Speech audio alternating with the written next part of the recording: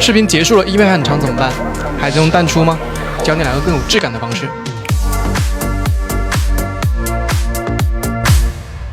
在音乐结束前比较重的那个拍子，点击分割，播放0.5秒，再点击分割，把后半段音量拉至最低，复制一份重音放在轨道下方，选中下方2个素材，右键点击新建复合片段，然后给它添加一个麦霸的音效，把大小调至100，接着再新建一次复合片段，再添加一个混响的效果，最后给上方重音拉个淡出，来对比一下。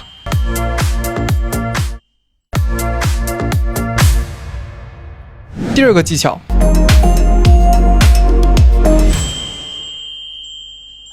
在音乐结束前0.5秒点击分割，为了添加一个混响效果，然后添加上这个风铃音效，还有这个01号的 Razor 音效，将音效峰值处对齐音乐结尾。